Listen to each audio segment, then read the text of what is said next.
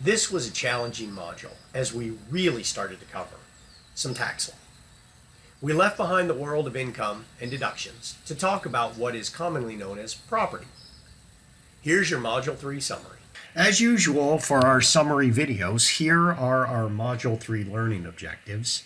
And as is typical, we'll go through these one by one, at least briefly. So recall deduct versus capitalized. Capitalized means going to spend some time on the balance sheet. And it does that if it substantially increases the value, increases the useful life, or adapts the property to a new or different use. And deduct means it just goes straight to expense. And of course, deduct is generally preferred. And repairs and maintenance, for example, can be deducted as opposed to capitalized. So capitalization versus cash flow. Recall that when we capitalize something, we basically debit the asset and credit to cash. And then what happens is its subsequent cost recovery is a non-cash item. And of course, that's one of the reasons that deduct is preferred, is because we get to deduct that cost immediately and lower our taxes. So cost recovery from any long-lived assets, the answer is, of course, depreciation. It could be amortization for intangibles, and for natural resources, it's depletion, and we didn't cover that. And recall that basis is a magic term. And basis can also be recovered through a sale, exchange, or a disposition. So, for example, the sale of equipment results in a realized and probably recognized gain or loss, versus the sale of inventory results in ordinary income and is offset by the cost of the goods sold. So continuing with cost recovery, depreciation is this prescribed system. The one that's currently in place is called makers.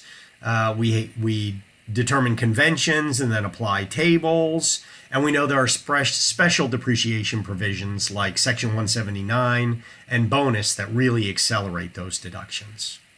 And then amortization was mostly for intangibles, and it's pretty much straight line, and in most instances it's over 15 years, but there were a few where it was over the useful life. So sale exchanges and dispositions, if there's one thing we should know, it's that when you have a sale exchange or a disposition, the amount realized minus the adjusted basis is the realized gain or loss. Learn it, know it, live it. So most realized gains and losses are recognized. We learned about installment sales and related party losses, which prevent that from happening. And we also know that the gain that we calculate is not equal to the cash flow.